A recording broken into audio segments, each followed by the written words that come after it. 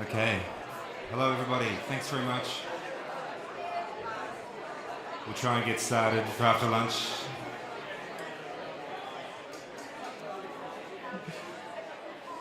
If you could all come on in and take a seat, that'd be great. Hope you had a very good lunch. Maybe some caffeine to help you stay awake for the afternoon session. Excellent, okay. So thanks very much. A couple of sessions to go, I believe, and this one is all about financing the climate debt. We have a great panel here for you. We have Vikram from the World Bank, Gillian from the Clean Energy Finance Corporation, Steve from National Australia Bank, and Bill from Local Government Super. My name's Rob Fowler. I work for the Climate Bonds Initiative, and I'm just going to give a very brief update on the green bonds market, how it's evolving, how it's developing, what we see moving ahead, and then I'll hand over to each of these illustrious panellists to give us a quick intervention on what they see happening in this field, how it's evolving, how we can see the investment required to make this transformation the rapid one it needs to be. So, green bonds, rapid growth. The market has more than tripled in the last couple of years, and we see this growth, if not continuing at the same pace, but maybe even accelerating depending on how we go in the second half of this year. We estimate we'll probably get to about $70 billion of issuance in 2015, depending on how quickly we see China and India come to the market in the next few months.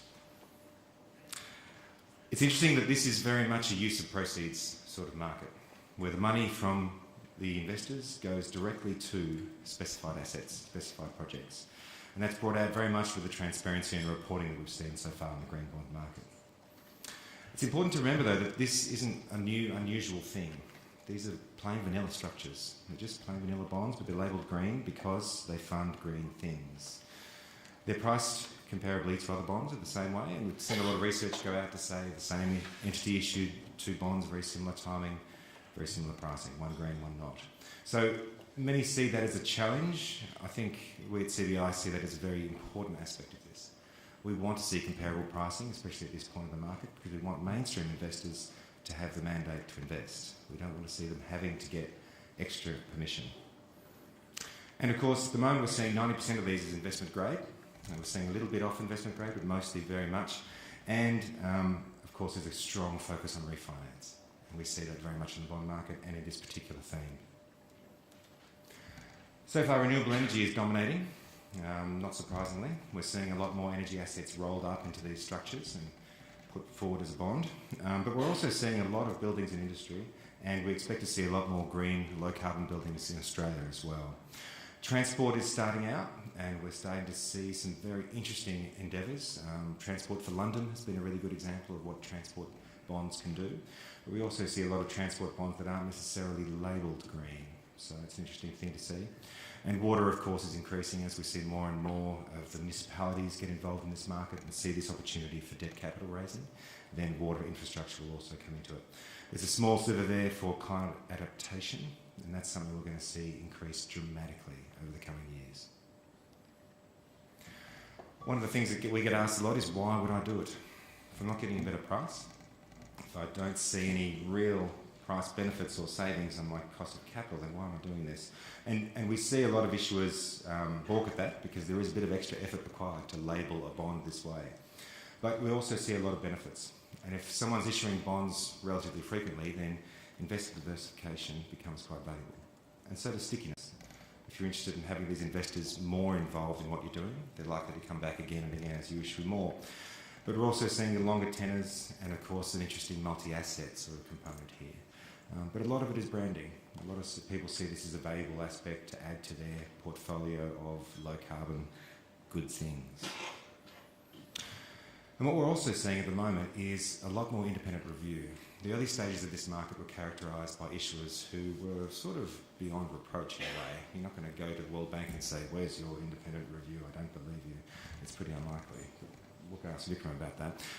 But what we're seeing is with a lot more corporates coming to market, there's more concern about what is actually under the hood. What are the assets which are being funded by this? Is the money actually going to those assets?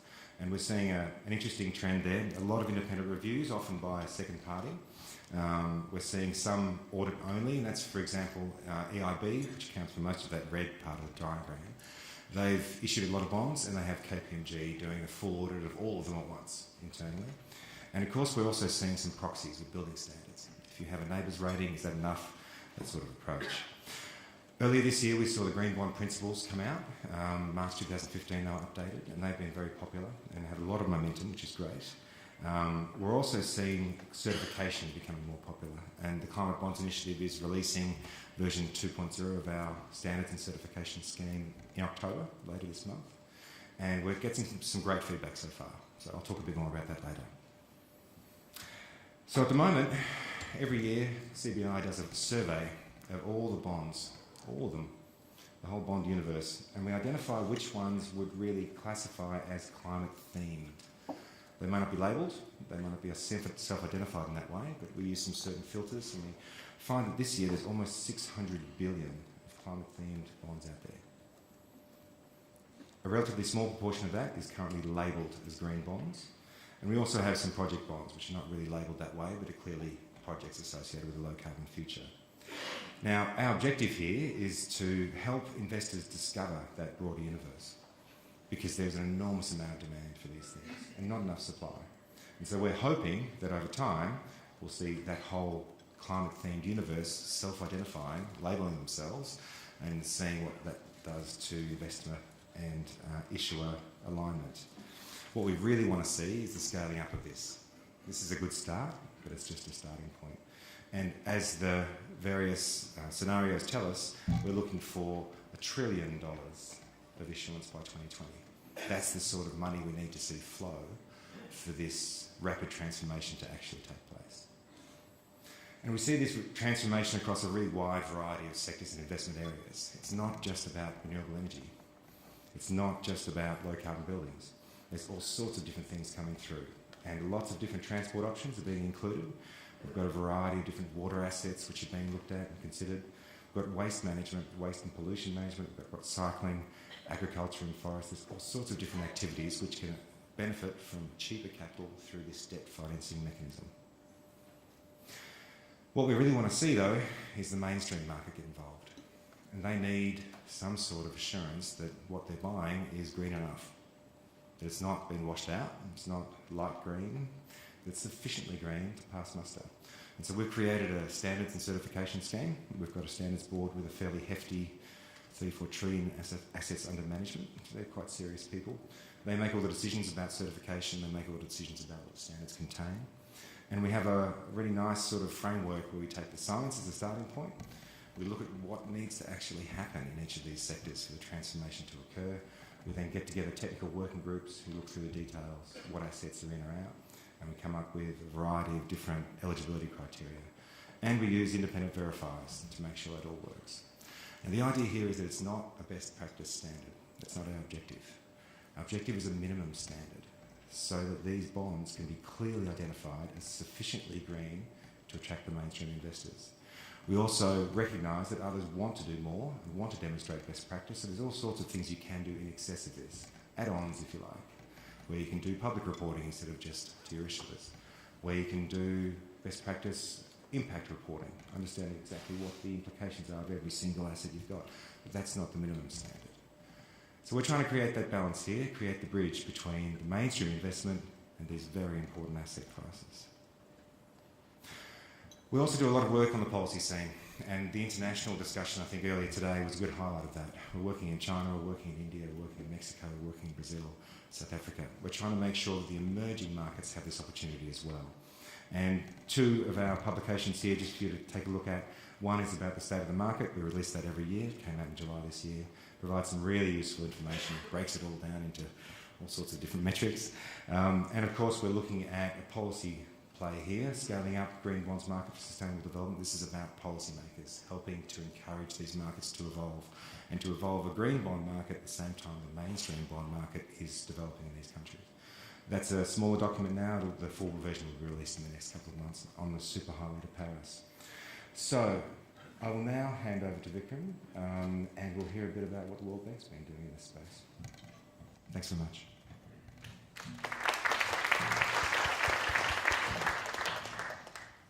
Thank you, Rob, and thank you, Emma, and everybody else at IGCC for having me here. It's actually fantastic. Not only is it my first trip to Australia, I was actually expecting to come here and have to sort of create some sort of a drumbeat around getting everybody motivated to act.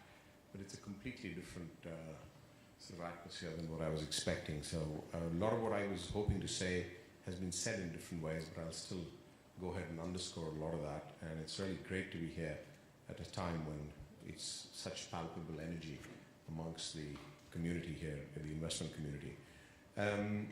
Rachel Kite, who's the Vice President of the World Bank, said in a video this morning that eliminating poverty and shared prosperity, which are sort of the two, if you will, anchor values of the World Bank Group, are at risk.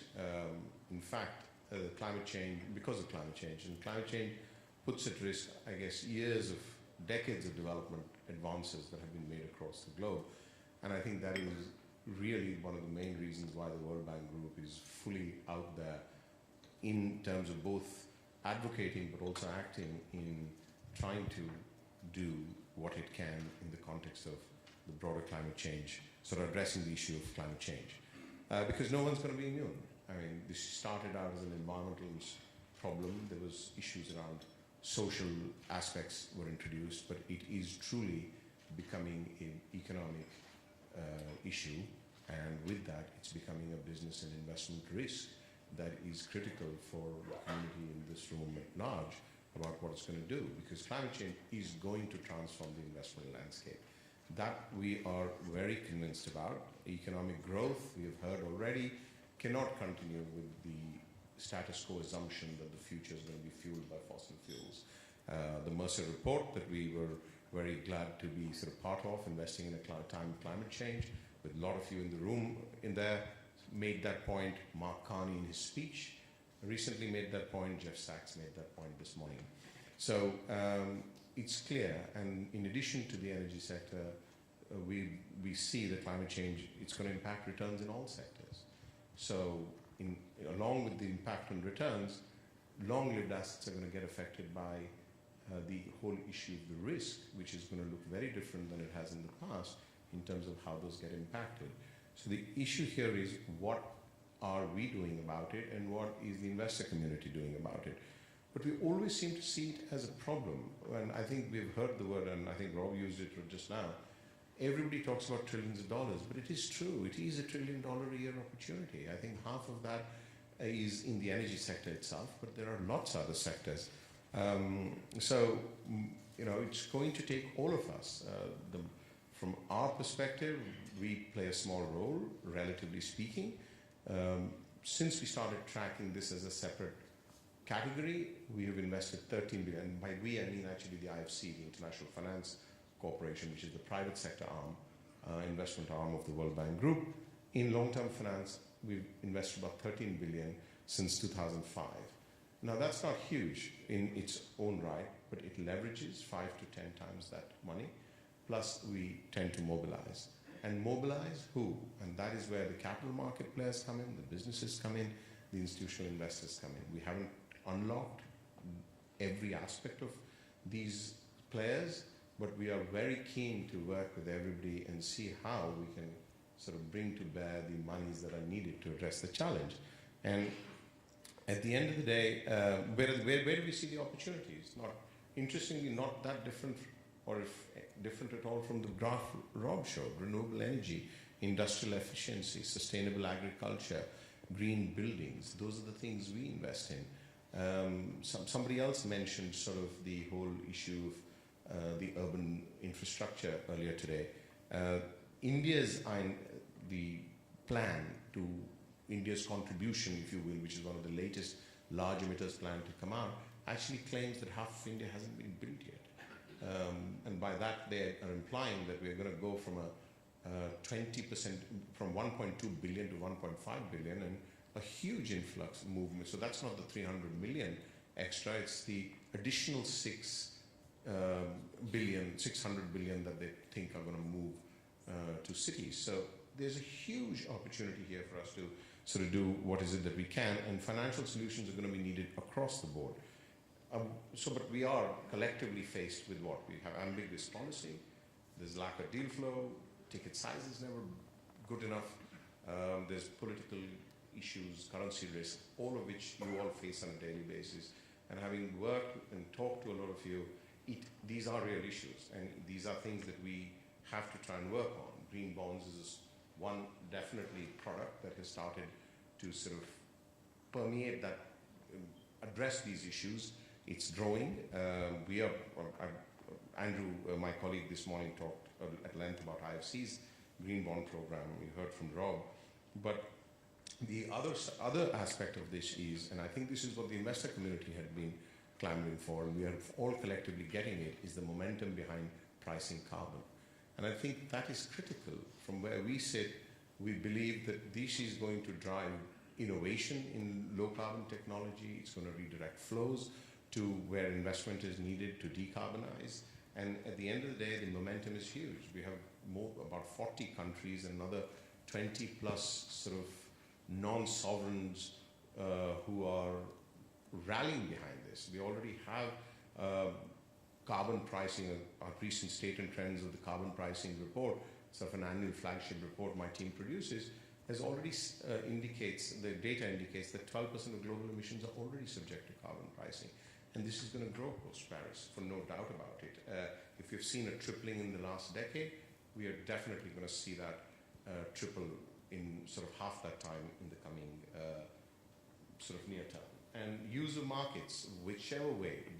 Somebody asked me this morning, whether in the Australian context or the Indian context, can we do this without markets? Well, we are going to do it with markets. Markets are going to be a huge part of realizing the ambition behind carbon pricing, but it doesn't have to take a very standard, they don't have to all look the same. They don't have to be cap and trades and emission trading schemes. A lot of countries have renewable portfolio obligations. They have white certificate trading. These are all trading mechanisms. These are all embodying carbon pricing and carbon reductions that we just have to figure out a way of making them fungible. So I'll end by saying, look, our carbon pricing is not going to be the sort of panacea. It's going to be necessary if we are ultimately going to build and help countries build an investment grade policy so that we can ultimately also deliver the products that bring this community into play. And just looking ahead at Paris, I think the global agreement has to speak as loudly to economic transformation, which we are convinced it will, than to just sort of the old adage of emission reductions. So the issue there is going to be, there's going to be challenges we are all going to have to overcome. It's after Paris that we all need to collectively look at, and therefore I'm sure the future makers in this room, who are pretty much from this morning's poll, everybody, are going to be ready to go. And we are really looking forward to seeing how is it that we, as the multilaterals, can develop and deliver products that bring you alongside us into these emerging markets, which is where a lot of the action is going to be. So I'll stop there, and I'm sure we'll have a chance to discuss what these products look like and what more it is that we could do together. Thank you.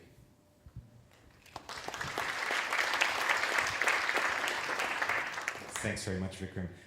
Gillian, what sort of... Press a button. Just speaking to the mic, that should be okay.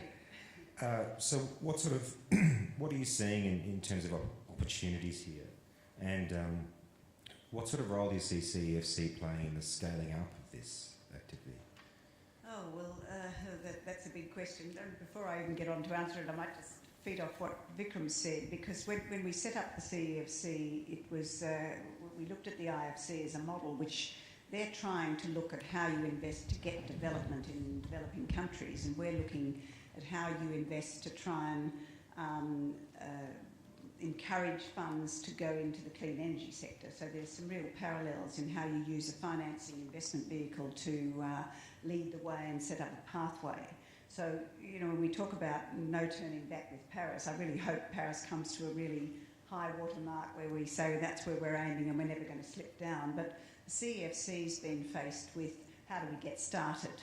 So when you say, what have we been doing? Well, the purpose of the CEFC was to overcome financial barriers for clean energy. Now, one of the barriers we know is policy, and we're hoping policy will be a little bit less barrier-like going forward. But there were, even with a clear policy, there were barriers in terms of long-term finance available for long-term assets, because a lot of the investors were more with a short-term horizon.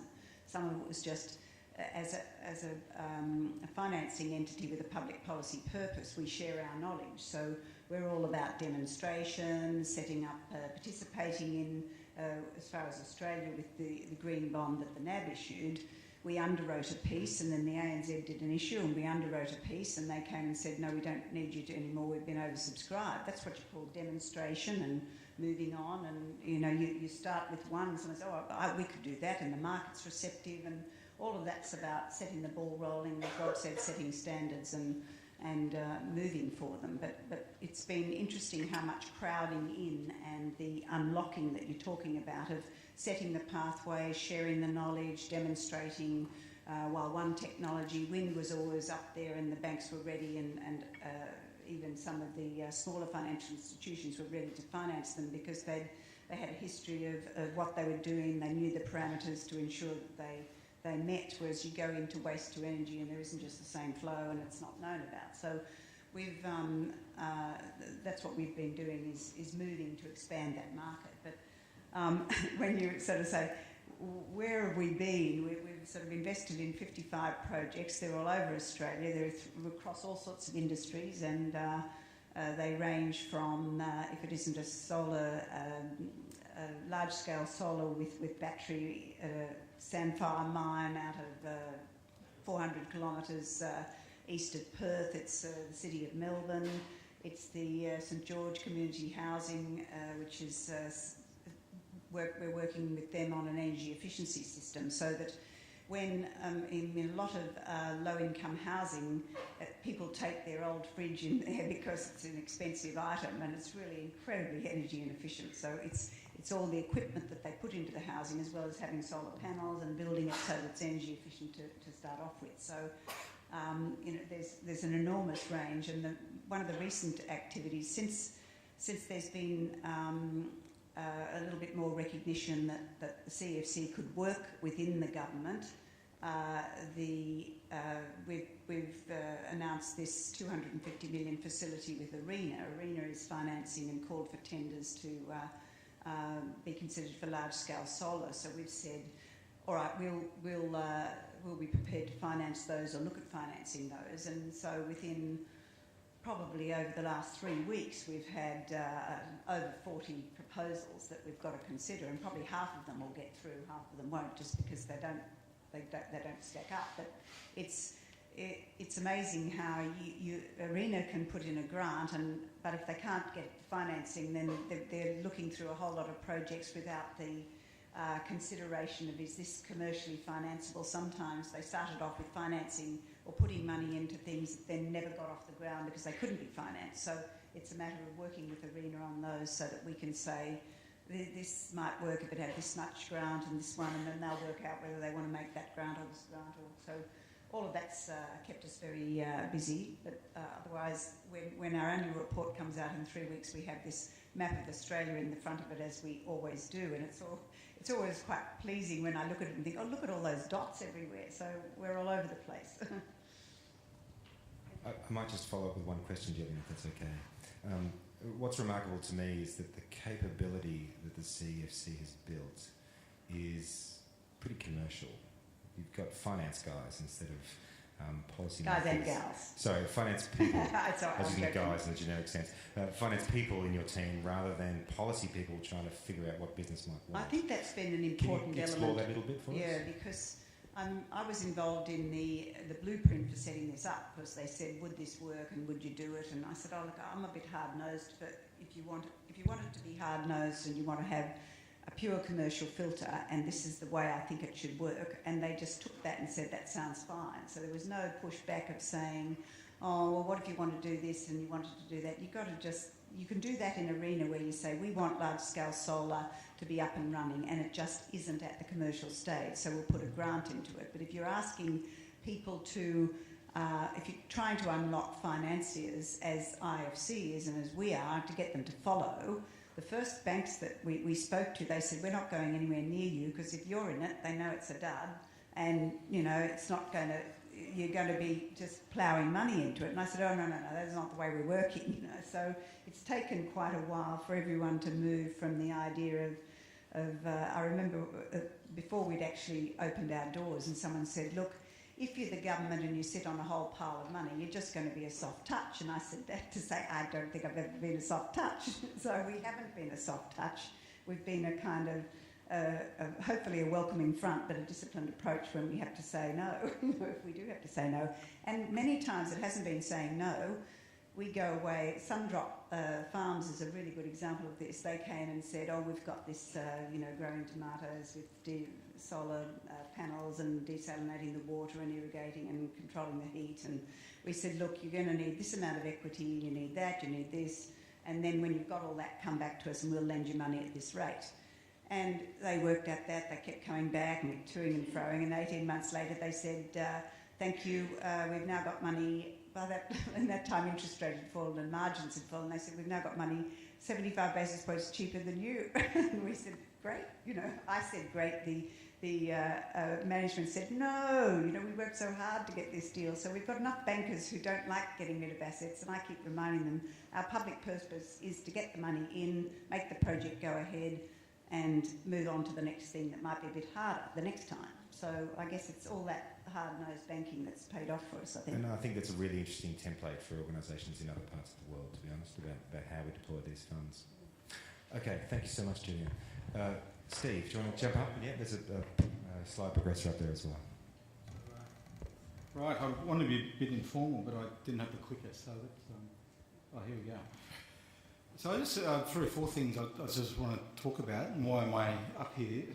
NAB's been very active in the clean energy space for 12, 13 years, both domestically here in Australia and New Zealand, or APAC, but mainly Australia and New Zealand, as well as the UK.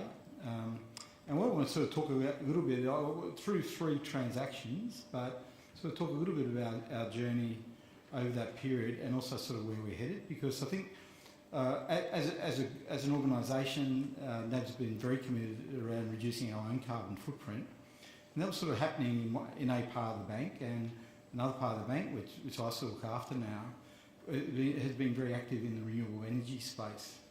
So that's where we started from my part, was around renewable energy, and obviously we've formed an interesting symbiotic relationship with our CSR group, and we're actually starting to make some really interesting inroads, I think. So the commerciality of my world with the insights of the CSR group, I think we're sort of really making some change. So this is just a little bit. I'm not going to read this. A bit of a slide, but fundamentally, 4.6 gigawatts of renewable energy since 2003 across a range of different things, and interestingly, across a range of different technologies. I'll quickly put something up about that later, but predominantly wind and solar, but not just that.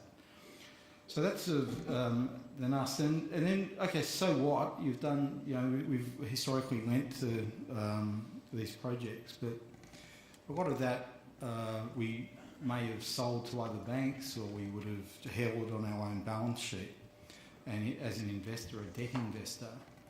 So a few years ago, and literally, unfortunately, it was a few years ago. It did take a while to do this, but we're working with the Climate Bond Initiative and with people internally. We started to think around how do we provide investable product in this space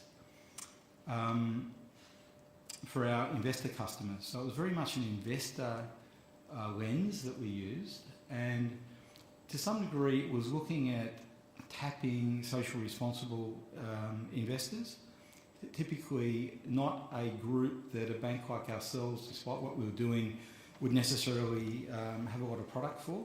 So we probably started with that lens, but also how do we use this expertise that we've built up over 12, 13 years in the renewable space to provide product. And it's fair to say this is where we ended up, it's not where we started. And one of my colleagues, Dave Jenkins, who's in the room, if you want to sort of talk about the process, I'm sure he could tell you a few war stories. But bottom line, where we ended up was a green bond, or a climate bond, the first one done by a commercial bank anywhere in the world, first one done in Australia, in December last year, so a bit less than a year ago. And we raised $300 million. CFC was one of the core investors, one of the foundation investors in that.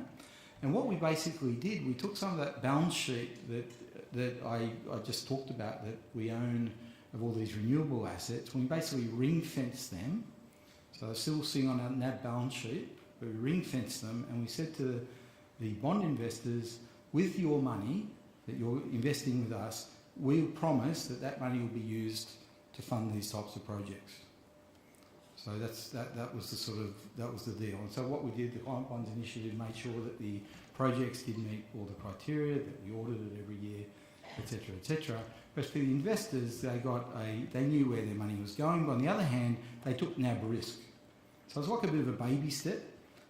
They weren't taking the underlying project risk. They weren't weren't relying on the skills needed to assess a project, a clean energy project. NAB took that risk, but the investors ultimately took NAB risk. So that was a transaction, first one done domestically. As I said, probably not necessarily where we wanted to go, but that's where we ended up. It was a baby step.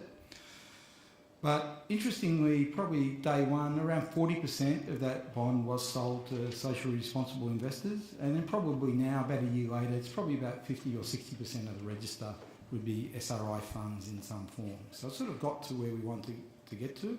Had a lot of interesting conversations on the way.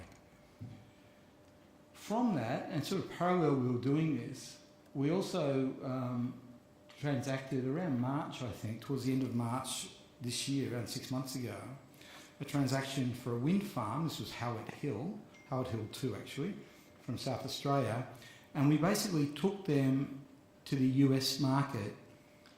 So we raised debt for them in the United States from a market, it's called the USPP market. It's basically insurance companies in America. And we went along, we've been talking to these, we talk to these insurance companies all the time, we've talked to them for years around different things. The point was, at that point, they'd never bought a renewable style project from outside North America. So they'd never, those teams in those investors had never bought something like this. So through the combination of us talking to the same companies around various other Australian risk, as well as us starting to talk to them around specifically renewables, which they knew, so part of the team knew renewables, but they didn't understand Australia, and their mates on a different floor in the same company sort of got Australia but didn't know renewables, so we had to sort of bring everyone together, which you think textbooks say that's pretty straightforward, but that took a little bit of time as well. So, and the great thing with that is all of a sudden now we've broken the ice. The second deal is easier than the first deal. And interestingly, it goes to something that Julian said, that one of the features, or one of the perhaps problems or the opportunities in the domestic Australian market is basically banks are very comfortable lending for a certain period of time. And it's typically 5 years, 7 years perhaps. You're lucky maybe if you're very nice to us you might get 10. But typically let's say 5 years is a sweet spot domestically in Australia. But we all know that long-term, these projects are very long-term, and ideally you need a mix of both medium-term and longer-term borrowing as part of your capital structure for a sustainable company. And what we did here, as you can see, it's in the small print, but it's basically 12-year money for this wind farm. So we worked on that, we did that transaction. That was a couple of $100 million, a little bit over $200 million, I think. So again, that was the first for us, and we're really happy with that. And it's fair to say that we're talking to these investors around other styles of projects from both Australia and the UK. This is a bit of noise, but nice slide, and just talks to some of the stuff we do. So solar, PV, geothermal, landfill. We've been involved, I'd say, everything that they had that earlier slide up. We've had experience in the last 10 or 12 years. And one of the insights, again, is a project may be clean, it may be green, it doesn't mean it's any good. So there is this other lens one needs to, and the only way you learn this is by doing a whole lot of different things, some of which are not as successful as others, unfortunately. But we've had that 12 or 13 years of experience in that. this sort of, I won't talk to that. So and the third bit we've got to, I guess, as a group, we started in my team around renewables, but increasingly we talk clean energy now. We're increasingly thinking around what is it around energy efficiency, what sort of products we can provide which will be satisfy investors in that space. We talk around transportation, we talk about clean energy in a more holistic way than probably where we started, and I think we've still got learning as a group around that. We're also increasingly trying to take what we do into the mainstream. That could be to smaller investors, but it's also to try to reach out to other parts of this big organisation called NAB and to assist them. And this is a great example of working with CFC. We set up a facility, $120 million, with the idea that for suitable assets, you have to sort of go through a process, obviously, of what would be suitable to be funded. We basically provide clients with a discount on their interest rate. That discount is basically provided by CFC, but we're the vehicle by which those loans are done, and mainly out to our agribusiness sector and our SMEs. So basically, if you think NAB is a huge SME bank, a very big agri bank, so we've got this huge network, and this is working with the power of that network, the power of our bankers, combined with CFC, we can go out and reach a lot of clients.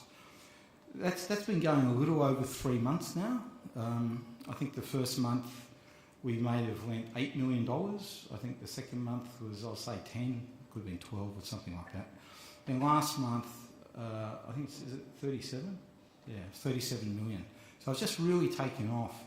It's really hitting the right note, and the great thing is, hundreds of different clients that we're talking to, some great conversations occurring between our bankers. And it also just shows that the value of an incentive, what can be achieved with the right sort of market stimulus. So that's sort of that's where we're going. And as I said, we're much more increasingly around clean energy rather than just renewables. I'll just leave it there. Thanks, Rob. Hello. Thanks very much, Steve. That's great. All right. Last along the line is our asset owner to provide a bit of an asset owner's perspective. And Bill, if you could just touch on some of the challenges and opportunities you see in terms of financing the rapid low carbon transformation that we're looking for. Yeah, sure. Happy to do that. But to answer that, I'll put that in a bit of the context of what is an asset owner. And really, I hope from that perspective, and first I should say thank you very much for inviting me on the panel. It's a great privilege to be here, and I think it's been a really great event and great to see so many people.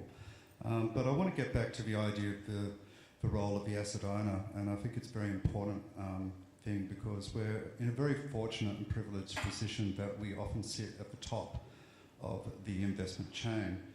And local government super, the fund that I work with, has had a very strong commitment into the area of responsible investment. It's had it for many years, primarily starting with divesting of tobacco back in 1999 and a lot of other divestments, and I'll talk you through a few of the other things that we've been doing. But the reasons we've been doing it is, one, I suppose it does help with a bit of brand awareness, but most importantly, the initiatives that we've done across the entire fund. So if it's not in a separate SRI option, it's actually in the entire fund, which is a pretty big statement because it comes to the whole heart of fiduciary duty. But we see that ESG issues represent risks, and as such, we think it's important and incumbent upon us to try and manage these risks. So when we look at fiduciary duty, and I think, because this is one of the challenges that I look at, I think there's just such a limited discussion on what fiduciary duty actually is. We have, other than, of course, in the excellent session yesterday, but in the general press, but, fiduciary duty is requiring you under the SIS Act to look at your best interests of your members. And if you look there, what it actually says, it says, well, go to your trust deed. And your trust deed, or our trust deed, says that we've got to look after the long-term retirement needs of our members. So with that, that's a tremendous mandate and privilege we have to be able to look long-term. And it also sets us apart very much from other parts of the investment chain. And I think this is where, again, one of the challenges that we have is that we want many other parts of the investment chain are much more short-term focused and much more transaction focused. So when we're looking at being a long-term investor, we want to be, there's a few things that's coming back. It can be 50 years.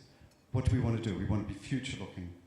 So, tomorrow's world, as we've been finding out, due to policy issues, due to technology issues in particular, is probably going to be very different from today's. We can't just go back to the same old mindset. We've also got to have great diversification in our investments. We've got a hell of a lot of money to invest, and with that diversification, it means that you just can't avoid negative externalities, such as carbon pollution. So it's important for us to raise the boat. With that, we are certainly investors, but it's really important to see that whilst we are investors, we're also the long-term owners and capital allocators of these products. And again, this sets us very much aside from other parts of the parts of the investment chain. So, as an asset owner, and this is why we've taken it as our fiduciary duty, we see ESG risk as being important. We see climate change as being fundamentally important. We see ourselves as probably being, the financing equation is the missing link in it. So, we are we're not the innocent bystanders here. Certainly we want policy certainty and predictability, but we're not the innocent bystanders here. We're the elephant in the room. And, I suppose there's been this term on future makers and future takers. Well, I suppose LGS would sit very much in future makers, and we think that on the other side, that a future taker, given the science of climate change, which you accept, essentially equates to that you're a future baker. So these are the reasons why we have adopted a lot of the things we've done. Low carbon investments is one of the tools we've done for measuring ESG risk. You have to put it, again, with a fairly good governance criteria. I'd like to think that we have. There's a lot of scrutiny that goes on in this area. But you also have to understand, or try and understand, what your risks are. So we've done a lot of measurements of our portfolio. Hey presto, it's no surprise. We've got a lot of high carbon investments in our portfolio. But from there, we try to adapt strategies to reduce our high carbon investments. So relative to benchmarks, we've had it up on our website for 4 years. We've been measuring our carbon footprint. And we know that whilst we do have a lot of carbon in our investments, we're about 18 to 30% below our respective benchmarks. Some of that has been through low carbon investments. A lot of that, I'd say we've been pretty active in the actual engagement with companies on carbon, proxy voting, industry engagement, advocacy work. It's all great learning for us. But a lot of it, we did introduce a divestment screen last year, basically because being future-looking, looking at negative externalities, looking at the flow of capital, we were seeing for 2 or 3 years working with managers that there was no opportunities for, we saw multiple macro trends that we've been discussing today that was making us seem that that the future of these industries were going to have clouded investment outlooks. And in the circumstances that we did with carbon, we got 25 companies out that we thought were the most highly vulnerable companies in the most susceptible industries to climate change risks, which we saw were starting to manifest it. So, we set a level of being 33% assets of revenue in coal mining, tar sands and coal-fired utilities. That was work that we did over 2 years, looking at what are the actual tracking error or portfolio risk return appetite or issues happening from eliminating these companies. And, by and large, there was some tracking error, but it was good tracking error. And you're getting positive risk-adjusted returns out of doing these things. So we weren't trying to divest for the sake of just being a divester of everything. It was only selective, and it's done with others. But we did it because we just thought these companies weren't going to have the flexibility, by and large, to survive and keep on going in an area where we don't think that carbon risk was going to be the demand for their products was going to be so big going forward. So that's going back to a comment Ian Woods made earlier today about sometimes you've got to get rid of the capacity of high carbon to help low carbon coming in. When we look at low carbon assets, it's been harder to make money out of it in the last 7 years. We've been in 5 different asset classes. We've got about $200 million allocated in direct low carbon thematics on this whole transition to a low carbon area. Why has it been harder? I think it's been an issue of timing. It was quite easy to make the high carbon screen call because you could see the things coming, and that was beneficial to returns. Low carbon, it gets harder. You need to understand, we've been in private equity. You need to know a lot about technology risk. You need to know the right time to go in there. Going into private equity in 2007 wasn't the best time to go into clean tech or any private equity. But there's been other examples that we've had. Infrastructure, where you're seeing good PPA agreements on renewable energy infrastructure. We're very comfortable with the technology. That can be a great investment going forward. And the other area that we've done, and what's been most important, because as a fiduciary, if you're going to do this low carbon investment, you've got to make sure that you're making the same sort of risk return hurdles that you're going to have for any other investment that could slot into that asset class. So I'm just there going around every asset class looking to see is there any thematic investment for me to do that we could consider in this area. It's got to meet what the investment committee wants, that area. Green bonds, I'll just finish it on here, has been a great success for us. We've been in there for 3 years. We saw it first with IFC and other supranationals. For us, we just see if we can get something that looks like a bond and smells like a bond, it's an investment grade security, and it's green, then you're reducing risk. We could argue this, but we that would be our standing point. But we prefer green over brown. So if we can get the same risk or return, that's definitely our preference. We've found that started off with a supranational type explicit allocation there.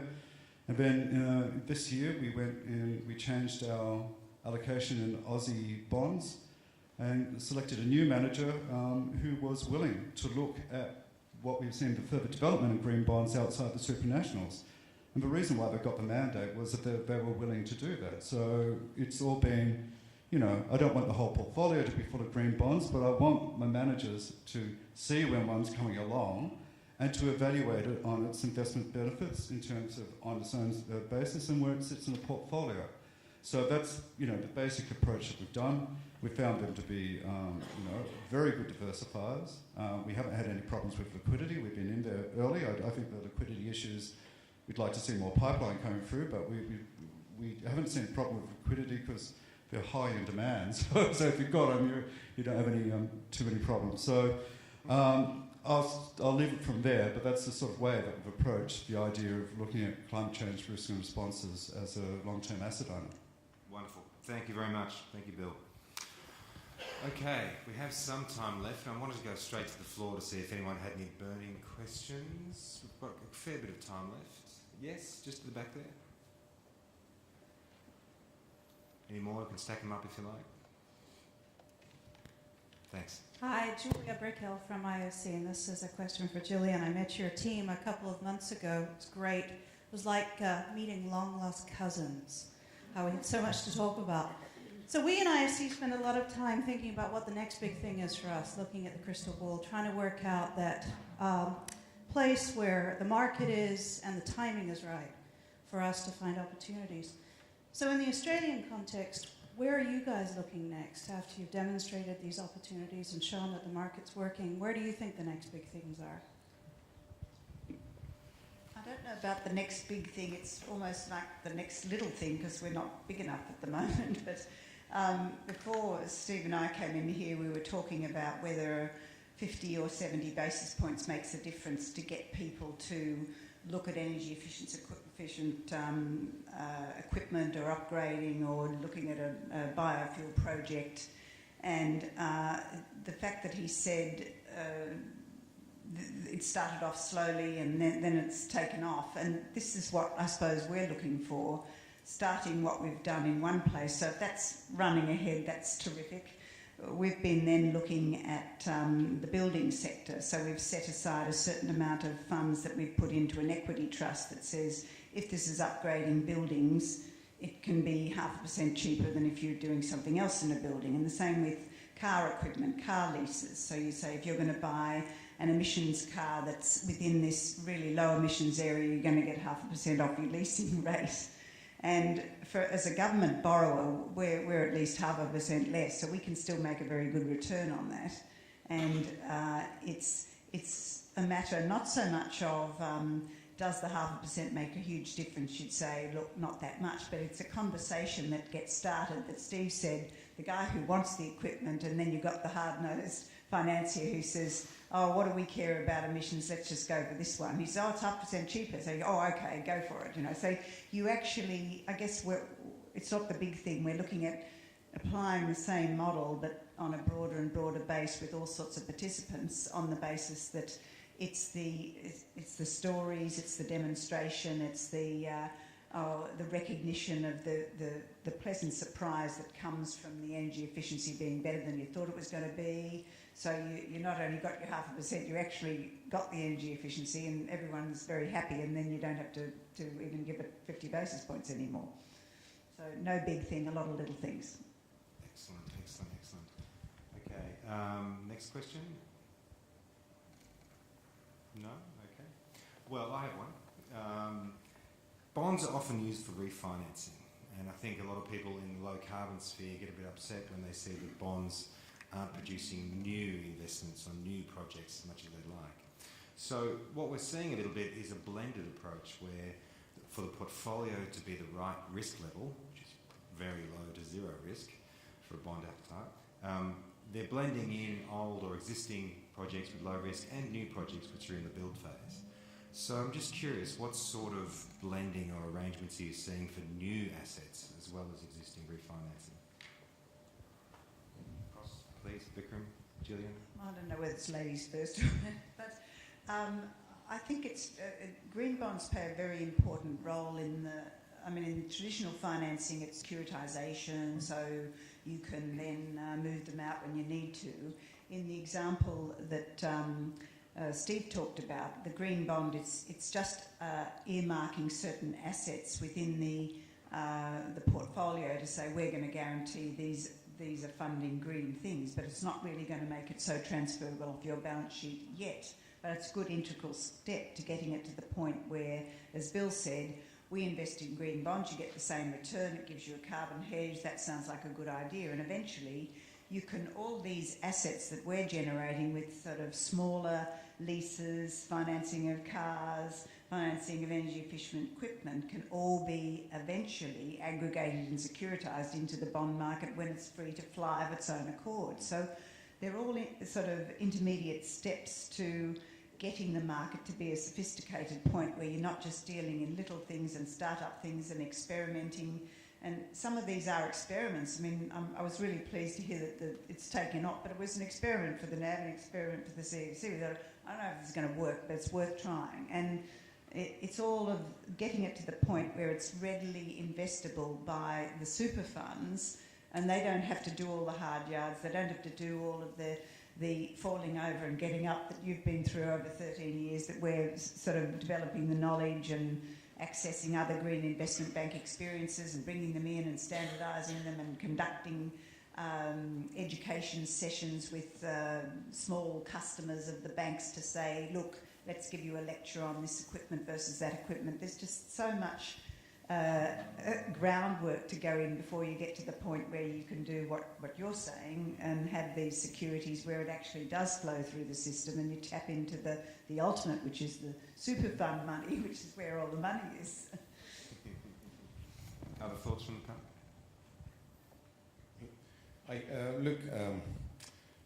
When we issued our first green bond, a year later I asked for the Treasury team, so when do we get to see the real action? This is, you're issuing a AAA green bond, everybody's buying it, but where's the risk? Where are we mobilizing new money? Because this is simply financing our own flows, even though in our case it goes to new build, but it's still, the risk is completely... Frees up money as well. It doesn't really free up money, it is replacing money. So from where I sit, what we are looking to do and hoping to do is go beyond just the use of proceeds AAA type of bonds. And how are we going to do that? I mean, could we look at asset-backed bonds? I realize that's going to take a while, especially to get the institutional investor community comfortable. So perhaps we look at onboarding that sort of, or some sort of an onboarding ramp where we look at either passive co-investing or some sort of aggregation warehousing platforms. I think Steve's the one who said that sweet spot for banks, especially after Basel, is 5 to 7 years, maybe not even 7, it's 5. The institutional investor community loves the 5 to 20 year space. So why aren't we developing products that allow for that transition and that flip to happen? We are working on those, and we are happy to sort of try and encourage that. The other thing I'd say is, my colleague mentioned local currency bonds. I think mobilizing domestic green investment, at least in the countries we work in, is huge. It's a huge opportunity. We can build capacity. I know CBI and the principals there are working in China, they're working in India. It's a huge opportunity. And it's also a huge opportunity, I believe, for this community to partner with the pension funds in the South. We talk a lot about risk, country risk, currency risk. Is there partnerships possible where risk can be allocated in a way across the pension funds in the South, so to speak, and the North? And I hate to use that word here because I know, so the OECD, let's just put it like that, and see if there is any partnerships there that can unlock that. And finally, if I can have one last word, and that is on the long-term stuff. I think Bill invoked fiduciary responsibility. What about all those long-term assets that are going to be subject to climate risk? Is there a responsibility? So we at IFC have started a pilot where we're going to screen our long-term assets well beyond our lending horizon. We, unlike commercial banks, are able to lend 12 to 20 years, but still, these assets we are financing are 40, 50 years long. So is there a liability that we are effectively not looking at because we are financing these long-term assets without necessarily looking at their impact in the future? So where with that segue, I mean, I compare it to big tobacco. Tobacco never thought it would sort of retroactively be held responsible for something. As financiers, I think we have to worry about that legal and reputation risk. And to that extent, I think, and I know we've talked about it in a couple of different other circles. In that context, I think we should be looking at extending the green bond framework or at least the concept, to look at resilience bonds, so that it's not just about financing low carbon and green, but it's also about financing assets that meet some sort of a standardized climate risk screen and are wholly considered resilient for the lifetime of the product, of the asset, and therefore maybe that's sort of the next asset class that we might be pushing this community into. I think it's an interesting challenge, and a lot of the adaptation work that we see is challenged by revenue. What is the source of revenue to pay back that debt? It's a tricky one. Rob, I was just wondering, just on that first bit, I think the reality is for most projects, and we always make a distinction between greenfield, which is obviously not green necessarily, it just means that there's nothing there, and brownfield projects. But say a classic greenfield project, there's nothing there. Who is the best person to assess the debt portion of that project, assess that? And typically here in Australia, the only people really with the deep skills on the debt side at this point, and CFC's has some of those skills, definitely, is probably the major banks. And banks are, and why do I say that? A track record, B, a lot of technical people. Like if I just think about the team I look after, there's basically more project financiers than any super fund would have in their whole fixed income portfolio. I've got more technical, real engineers who understand the stuff and the risk than just about anyone else. So typically banks take that risk particularly around the construction phase of a project. And that could be a year, 2 years, 3 years, 4 years, depends on the project. And at that point, the debt, the cost of the debt during the construction phase, theoretically at least, sometimes not necessarily, should be reasonably expensive. Because the risk is actually quite large. I've got some great photos of wind turbines on fire and things like that, when they shouldn't be on fire, right, typically. But sorry, I don't believe so. I'm not an engineer, but I still don't think that's a good thing. I've seen pictures of coal fires, plants on fire too. Yeah, oh, absolutely. So what I guess I'm saying is risk. And at some point, it is only natural for that transaction to be refinanced because all of a sudden it's built, the things are turning over, everything's working well, and you've got this long-term sustainable cash flow, and it makes sense for that to be turned out into some market. And there's really only ever two choices. You can either get your money from a bank or you can get your money through the capital markets, from some other type of investor. And the trick is I think here domestically, not as it is in a whole range of other fields, is to get a lot more confidence in the capital markets, and be that the super funds or insurance companies and other non-bank investors to be able to take that sort of risk. So I think to me it's a very symbiotic relationship. I don't think we have to get fussed sometimes around, at what point who gets involved in what. The trick is that it's a big field. We want to get more investment into the broader space, and there is a natural home where things should sit. But there is the skill level needed to assess the risk is large, and it does require investment, through the investors and others to play in it. Excellent. Any final words, Bill? I think I'd have speakers of questions. No, I think we're done actually. We don't have any time left for questions. Oh, you don't? Okay. Well, if there's no time left, look, I think those. So final salvo. So I think just those points. Quick salvo, yeah. They're all very true, but we've really got to move a hell of a lot quicker. I mean, we've got to show, and an industry we haven't really done this, is a hell of a lot more innovation than what we traditionally do. We've really got to step up to not just standing aside on policy, to understanding that we are allocating capital, we are owning it. We are going to hit the liabilities and legal implications if we keep on financing high carbon ways of doing things. We need to be much more innovative in the way that we're thinking. We've got to be much more outside of the square. I mean, I'll throw up one for you now that's not endorsed by my board, not endorsed by the IGCC, and in fact I thought about it on the beach in the Caribbean. So take that as a word. But look, we know there's huge excess capacity in high carbon in electricity, for example. Coal-fired, not just Australia. I mean, because I can talk all around the world. I mean, we know that there's way excess capacity in high carbon. We know there's a tremendous incumbency and no demand and no growth in this area, but you can't just write off the value of those assets. We know that we've got to get into low carbon assets. Well, we know that policy isn't certain. We know carbon prices are a dream that we want to have, but if we can move all of these things along, why don't the asset owners of the world, rather than decarbonise, buy all the electricity assets? They're all old.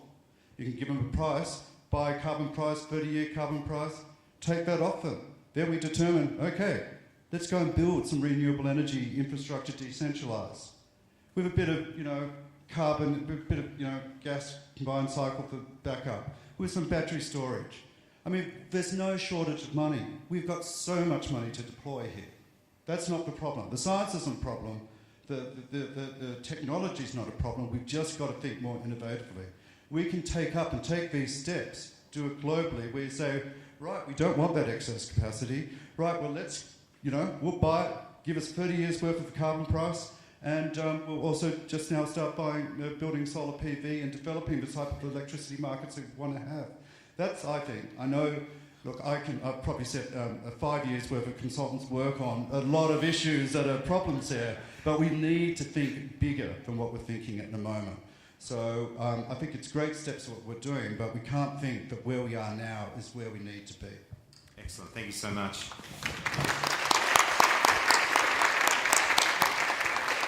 Thanks very much for a wonderful panel. I hope you've enjoyed this discussion. I think it really highlights that we're looking for more of the transformation and less of the marginal change, but hopefully the debt capital markets can be part of that. Thanks very much.